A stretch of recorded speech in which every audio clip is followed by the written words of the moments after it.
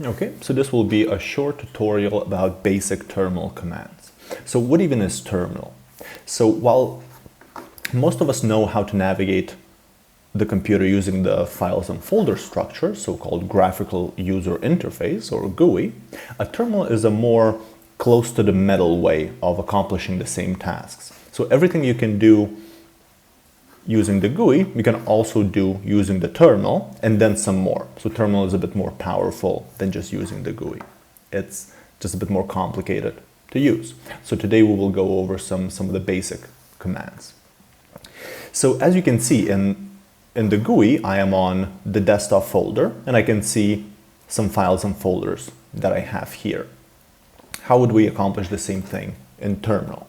In terminal, if you want to know which folder you are in, you have to ask it explicitly by typing pwd. And that tells you that I am in the same folder, desktop, in my terminal as I am in the GUI. Now, to see the file contents, folder contents, I type in ls, and it shows me that I have two folders and one file in the terminal, so the same stuff that I can see in the GUI. Now, additionally, I can see files using the terminal that I could not see if I'm using the GUI. If I type in ls-a, it shows me hidden files as well. And hidden files are files that have dot at the beginning of their name. So by default, if you name a file with a dot in the beginning, it will be hidden by default and you cannot see it in the GUI. You can only see it using the terminal. You can use Command K to suppress the output, to clean up your terminal a little bit. I can type in pwd again and ls again. Now to go into one of these folders in the GUI, I would just have to double click. In the terminal, I will have to say cd and say the name of the folder. Sometimes you can type in the first couple of letters and type tab to autocomplete. That's what I did here. We type in enter and we can confirm that it took us to the work stuff folder and I can see the same contents. Now to go up a directory, to go back to desktop, I say cd and then // is a shorthand for going up a directory. And that takes us back to the desktop.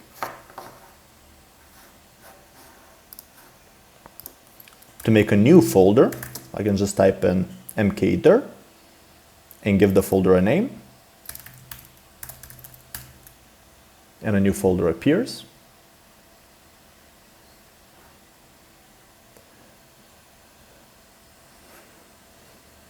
To copy files, I type in cp, the name of the file that I'm copying, and I give a name to the new file that I will create.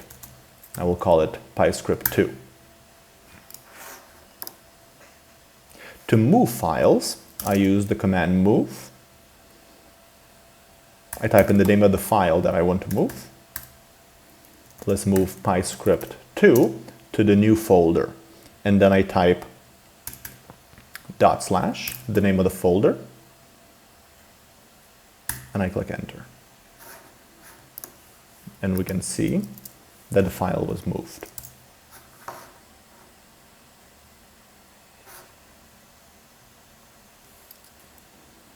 I can also copy whole directories by using cp-r.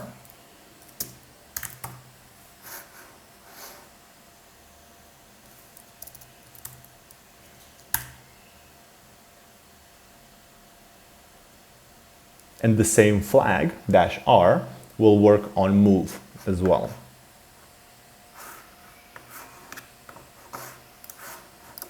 To delete files and folders, use the rm command. So if I want to delete a file, I just type in rm, the name of the file, and it is gone.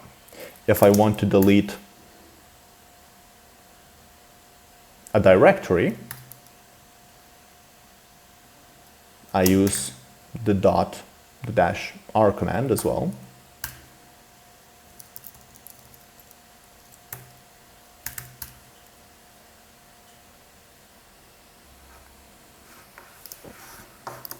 Sometimes when you're trying to delete a file or a folder, Terminal might give you warnings or start asking you to confirm whether you really want to delete a file. In those cases, you can also use rm-f command to suppress any confirmation. So this will delete a file as soon as you tell it.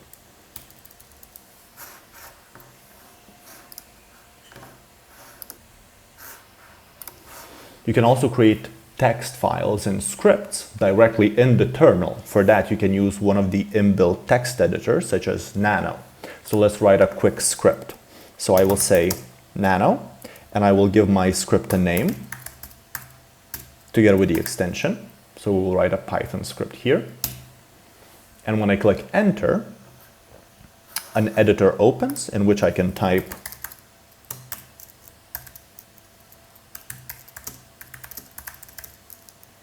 something like this. And then I click Control X. It will ask me if I want to save the file. I click yes, and I confirm the name. This creates a text file. To read the file, I can use the same command again. This will open an already created file. I can also use cat. If I type in cat and the name of the script, it just prints out the contents of the text file directly in the terminal. So that's pretty useful as well. Once I've created the file, I can run the script using Python by typing Python and the name of the script. You see this executes the command, which causes terminal to just print Python, because that's exactly what we asked it to do.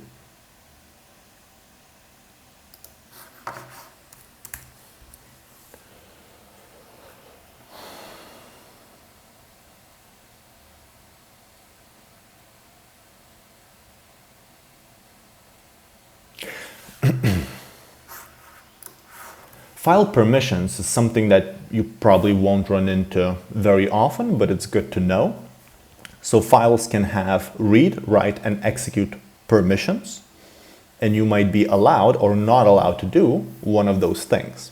So, for example, we created PyScript, so we obviously have all of the necessary permissions to change it. However, if we change the permissions to just allow reading, we won't be able to edit the file, and we can confirm that by trying to do just that. If we try and edit the file and we try and save it, we get the following error: permission denied. So then we can do one of two things. We can either change the file permissions or we can use sudo. For now, let's try and change the permissions back again to allow read and write access. And now we see that we are allowed to modify the file once again. So you probably won't run into file permissions if you're just working with your own files. However, if you're on the cluster or if you're working with someone else's files, you might find yourself that you don't have the file permissions. So this is something that is useful to know.